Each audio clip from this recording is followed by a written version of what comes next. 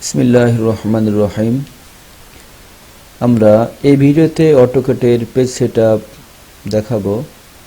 AutoCAD 2007 এর কিভাবে page setup করতে হয়। চলুন আমরা অটোক্যাডের পেজ সেটআপ দেখে আসি। প্রথমে আমরা অটোক্যাড 2007 ওপেন করব। আমরা অলরেডি 2007 ওপেন করে ফেলেছি। এখন আমরা ধাপে ধাপে পেজ সেটআপগুলো খুব গুরুত্বের সাথে দেখে নেব। প্রথমে আমরা এমভি সেটআপ করব। এমভি সেটআপ করতে হলে আমরা এমভিএসইটিইউপি লিখব, এমভি সেটআপ লিখব। তো আমরা এমভি সেটআপ লিখি, এমভি সেটআপ লিখলাম। এই যে এমভি সেটআপ লিখলাম, এমভি সেটআপ, এমভিএসইটিইউপি লিখে এন্টার করব।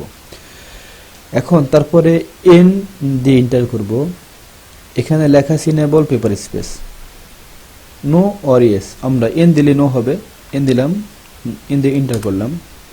এখানে এন্টার ইউনিটস টাইপ, কোন ধরনের ইউনিট হবে।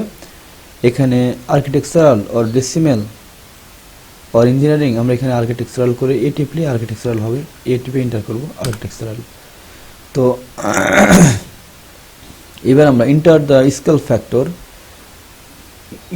ফ্যাক্টর, আমরা 96 দেব, 96 দিয়ে এন্টার করব।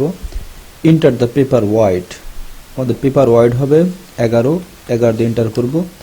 এন্টার দ্য পেপার হাইট হবে 17 দিয়ে এন্টার করব। তাহলে আমাদের এমভি সেটআপ সম্পূর্ণ হবে। এই ছিল আমাদের এমভি সেটআপ। এমভি সেটআপ শেষে আমরা ইউনিট সেটআপ করব। ইউনিট সেটআপ দুইভাবে করা যায়। একটা হচ্ছে ইউএন লিখে এন্টার করে ইউনিট সেটআপ করতে পারবো, অথবা আমরা ফরম্যাট থেকে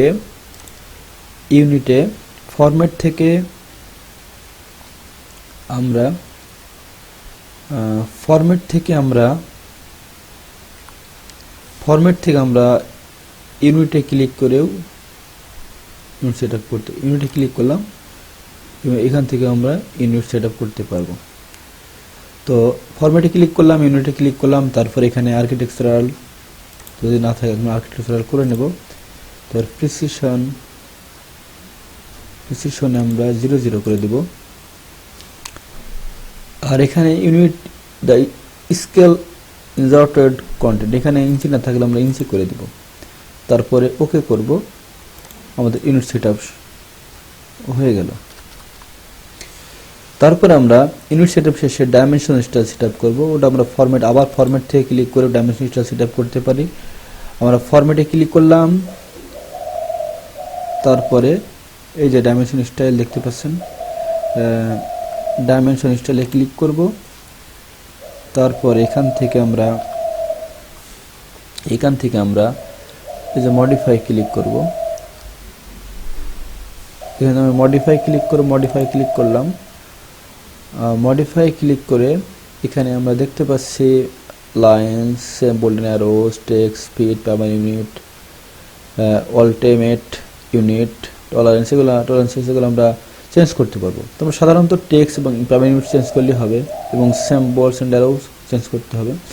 তো প্রাইমারি ইউনিটসে ক্লিক করলেই দেখতে পাচ্ছি ইউনিট ফরম্যাট। এখানে ইউনিট ফরম্যাটের এখানে ডেসিমেল লেখা আছে, এখানে আমরা আর্কিটেকচারাল করে দিব। আমরা জানি যে আমাদের অটোক্যাডের ইউনিট হচ্ছে 6টা, এই 5টা ভিতরে আমি যে কোনো একটা নিতে পারি। তবে আমরা আর্কিটেকচারাল নিব। আর্কিটেকচারালে ক্লিক করলাম। তো আর্কিটেকচারে ক্লিক করলে এই মাপগুলো আমরা ইঞ্চি বা ফিটে পাবো, এবং প্রিসিশনে এখানে আমরা 00 করে দিব। তারপরে আমরা টেক্সটে ক্লিক করব, টেক্সট হাইট বাড়াই দেব। এখানে টেক্সট হাইট দেওয়া আছে 14 ইঞ্চি, এখানে আমরা 1 ফিট করে দেব, 1 ফিট করে দিলাম।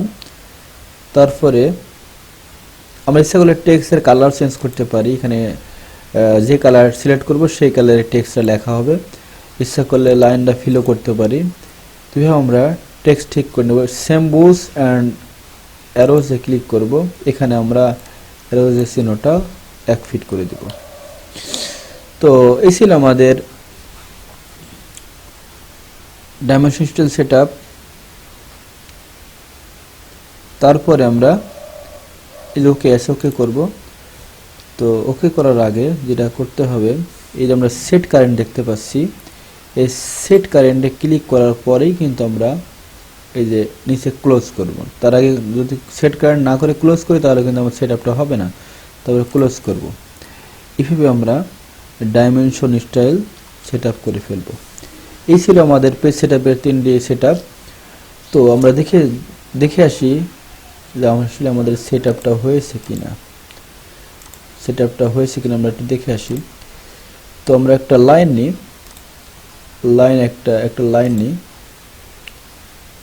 একটা লাইন নিই। সাপোজ আমরা একটা 40 ফিট লাইন নিই, 40 ফিট, এন্টার। 40 ফিট একটা লাইন নিলাম। দেখি লাইনটা 40 ফিট আছে কিনা। ডাইমেনশনে ক্লিক করলাম, লিনিয়ার,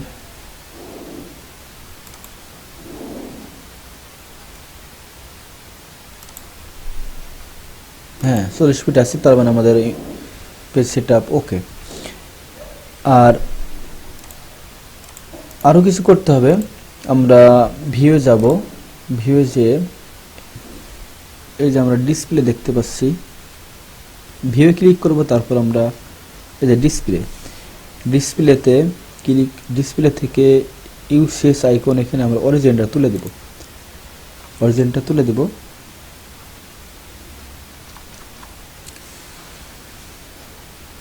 এভাবে আমরা পেজ সেট আপ করে ফেলবো। অবশেষে আমরা সেভ করব, এবং যেখানে সেভ করব সেখান থেকে ওপেন করলে আমরা সেট আপকৃত পেজটা ওপেন করতে পারবো। এই ছিল আমাদের পেজ সেট আপ। পরবর্তীতে আমরা ধাপে ধাপে অনেকগুলো ভিডিও তৈরি করব, কীভাবে বাস্তবে প্ল্যান করতে হয় এবং কীভাবে প্রিন্ট করতে হয়।